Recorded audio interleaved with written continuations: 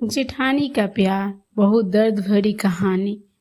माँ जी देखिए, मैं आप सबके लिए क्या लेकर आई हूँ। शालिनी ने अपनी सास उमा जी से कहा। शालिनी सास, ससुर, पति, ननद, जेठ सबके लिए महंगे कपड़े लेकर आई थी, सिवाय जेठानी रामा के। शाम को किचन में रामा को जाते देख कर शालिनी ने कहा, भाभी सुनिए ना, ये लीजिए, जेठ जी और बच्चे के लिए नया लैपटॉप लेकर आई हूँ। रामा ने कहा, शालिनी एक बात तुम्हें मैंने पहले भी समझाया था और आज भी कह रही हूँ, इतने महंगे गिफ्ट हर महीने लाने की क्या ज़रूरत है। पैसे की बचत भी करना सीखो। आज की बचत ही कल हमारे काम आती है। तुम पूरी तनख्वाह क्यों खर्च कर देती हो? पूरी एक महीने की मेहनत के बाद ये पैसे आते हैं और तुम खर्च में एक पल भी नहीं लगाती हो। मैं तुम्हें तुम्हारी भलाई के लिए ही कह रही हूँ। इतना सुनते ही शालिनी को गुस्सा आ गया। उसने कहा, भाभी मुझे पता था कि आप अपना लेक्चर जरूर देगी, इसीलिए मैं आपके लिए कुछ नहीं लाई, न आगे से लेकर आऊंगी। दरअसल आप यह सब मेरी भलाई के लिए नहीं, अपनी जलन में कह रही हैं। आपको जलन होती है कि मैं आपसे ज़्यादा कमाती हूँ। आप सबके लिए इतने महंगे गिफ्ट ला ही नहीं सकती, क्योंकि इसके लिए बड़ा दिल चाहिए, जो आपके पास बिल्कुल भी नहीं है। आप एक मिडिल क्लास कंजूस औरत है। यह सब सुनकर रामा की आंखें में आंसू आ गया। वे अपने कमरे में जाने लगी। तभी उमा जी ने कहा, रुको रामा, शालिनी बड़ी बहू से बात करने का यह तरीका तुम्हें सिखाया गया है। रामा ने तुम्हारी भलाई के लिए तुम्हें बचत करने के लिए कहा है और तुम उसको जलन की कंजूस का नाम दे रही हो। आज एक बात मेरी तुम ध्यान से सुन लो, तुम्हारे ये महंगे गिफ्ट या कोई और चीज मेरी बहू रामा की जगह नहीं ले सकता। और हाँ, अपनी इस बात के लिए तुमको एक दिन पछताना जरूर पड़ेगा। शालिनी वहां से पैर पटक के गुस्से में चली गई, अपने कमरे में चली गई। शालिनी ने अपने पति अमन को यह बात बताई। कहा, अमन, बुरा मत मानना, लेकिन मैं चाहे कितना भी कोशिश कर लूं, लेकिन भाभी की जगह कभी नहीं ले सकती, क्योंकि मैंने लव मैरिज किया और जेठ जी माँ जी की पसंद की बहू लेकर आए हैं, इसलिए माँ जी भाभी को ज़्यादा पसंद करती हैं। और वहाँ कई पूरी बात बताई। तब अमन ने कहा, शालिनी, आज एक बार फिर मैं भी तुमको समझा रहा हूँ कि तुम जितना गलत भाभी को समझती हो, वे उतनी ही समझदार और सुलझी हुई है। तुमसे तो वे कभी जलन रख ही नहीं सकती, क्योंकि उन्होंने पूरे घर के हमारे शादी के लिए राजी किया था। देखो अमन, तुम भी नहीं समझ रहे हो, कोई छोटे मोटे घर की बेटी नहीं हूँ। मुझे पैसे की कोई कमी नहीं है। मैं अपने शौक के लिए ही नौकरी करती हूँ, वरना मैं जो चाहूँ वे मेरे पापा मुझे तुरंत दिला देंगे। पापा का इतना बड़ा बिजनेस है, मैं क्यों बचत की चिंता करूँ? शालिनी ने कहा। अगले दिन रविवार को शालिनी दोस्तों के साथ घूमने जा रही थी। तभी उसका नज़र हॉल में बैठी जेठानी पर गई। उसने गुस्से से अपना पर्स उठाया और फोन हॉल की टेबल पर ही भूल गई। रामा ने आवाज देनी चाही तो उमा जी ने रोक लिया। कहा, जाने दो, वैसे भी एक फोन है उसके पास, अभी आवाज दोगी तो बेकार में नाराज हो जाएगी। रामा ने हाँ कहते हुए जैसे ही फोन रखा, देखा तो शालिनी के फोन पर उसके भाई का फोन आ रहा था।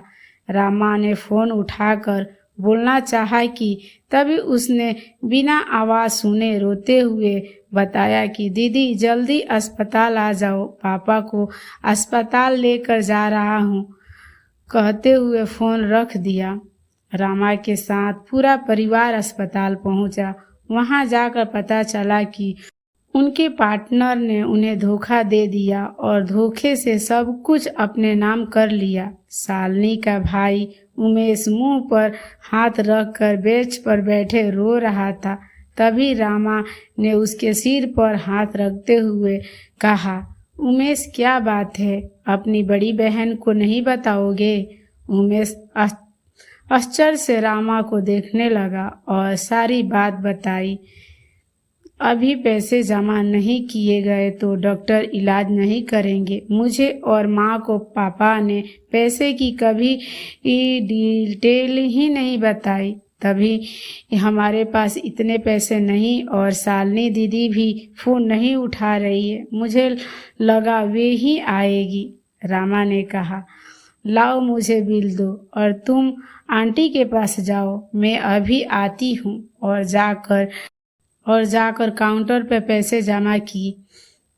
शालिनी ने फ़ोन पर अपने भाई के इतने सारे मिस कॉल देखकर परेशान हो गई। तभी उसके उमेश का मैसेज रिसीव हुआ जिसमें उसने लिखा था, दीदी पापा की हार्ट सर्जरी हो रही है, अर्जेंट पैसे चाहिए। और उसने उस मैसेज में पूरी बात लिख के बताई। शालिनी भागती हुई अस्पताल पहुंची। तब तक ऑपरेशन हो चुका था। वहां सिर्फ अमन और उमेश मौजूद थे। शालिनी रोए जा रही थी। तब अमन ने कहा, शालिनी घर चलो, अभी पापा को आईसीयू में रखा गया है, अब वह कल सुबह ही मिलना हो पाएगा। शालिनी ने अमन से कहा, अमन मुझे उमेश से 1 मिनट कुछ बात करनी है। हाँ ठीक है, कर के आ जाओ, मैं कार में बैठा हूँ।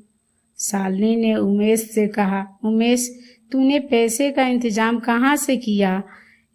क्या अमन से लिया या मेरे ससुराल वालों से? उसको तूने सारी बातें बता दी क्या?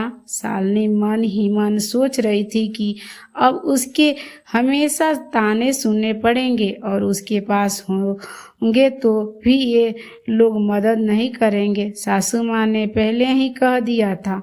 तब उमेश ने कहा, नहीं दीदी, सिर्फ रामा दी को सारी बात पता है और उन्होंने ही अस्पताल के पैसे दिए बिना किसी को बताए। दीदी वे तो बहुत अच्छी है, डॉक्टर से बात की और बिना किसी शोरगुल को मदद भी की।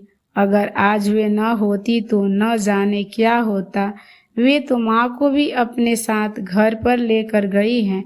शालिनी सन हो गई सुन के कि जिस जेठानी को इज्जत उसने कभी नहीं दिया, आज उन्होंने उसके लिए इतना कुछ किया। घर पहुंचकर उसने देखा कि रामा उसकी माँ का सिर दबा रही थी। शालिनी माँ के गले लग गई। तब रामा ने शालिनी से इशारे में न रोने की अपील की। शालिनी अपने आंसू को रोकते हुए बोली, माँ मैं चेंज करके आती हूँ। शालिनी ने अमन से कहा, अमन जरा भाभी को कमरे में भेजना।